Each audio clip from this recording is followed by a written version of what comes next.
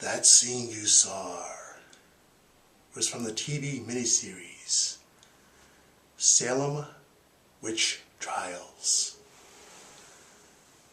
What caused the Salem Witch Trials of 1692? That question has been asked for over 300 years. It's a very simple question to ask, but a very difficult one to answer. Difficult because there are numerous factors and events that helped create and influence the trials. Some of the main factors that started and fueled the trials were religion, politics, economics, family feuds, imaginations, and fears.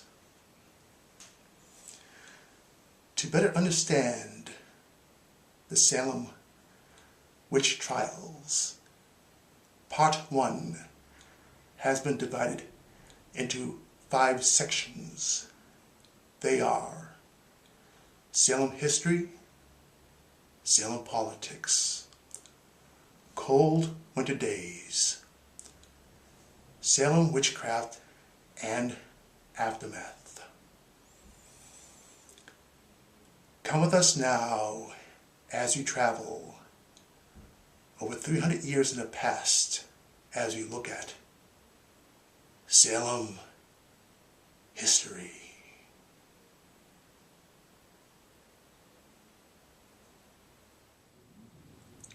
Salem was founded at the mouth of the Nomkeg River in 1626 at the site of an ancient Native American village and trading center by a company of fishermen from Cape Ann led by Roger Conant, and incorporated in 1629.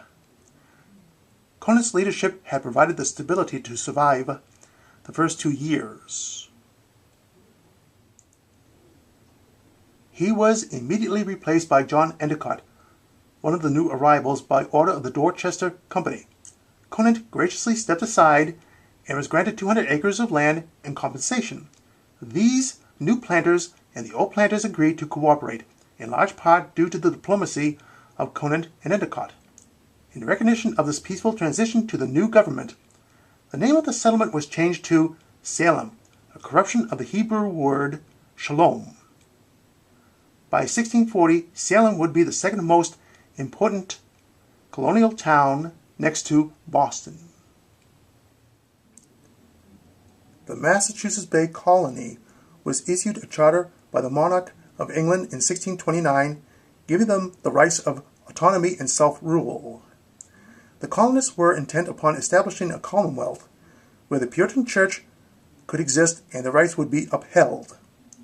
They intended to worship God without the interference of the bishops of the Church of England, and rejected anyone who did not follow their principles. Ministers began arriving in 1629, and a job of church organization was underway. It was becoming apparent that Salem was separating off from the Church of England. In August, the covenant was accepted. There was little in the way of organization that resembled the Church of England. The Book of Common Prayer was conspicuously left out of worship. The land within Salem town was not fertile, but expansion into surrounding areas through land grants produced agriculture. One of these areas of expansion was Salem Village. The first real steps toward an independent township for Salem Village was in 1638. If Salem was a polis, the town was a city and a village was the surrounding countryside. The desire for the village to become a separate state was at the core of the dispute that led to the witch trials. Here is a map of Salem Village 1692. Let me point out some places of interest.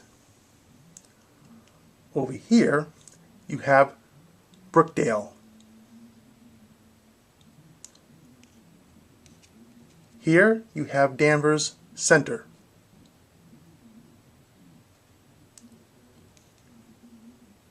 This is Danvers Plains. This is Danvers Port. This large area is Putnamville. This area here is Putnam Hill. This is Hathorne's Hill. The Putnams and Hathorne played a major role in the Salem witch trials. Down here, you have the town of Salem. Over here, this little area is a place of execution.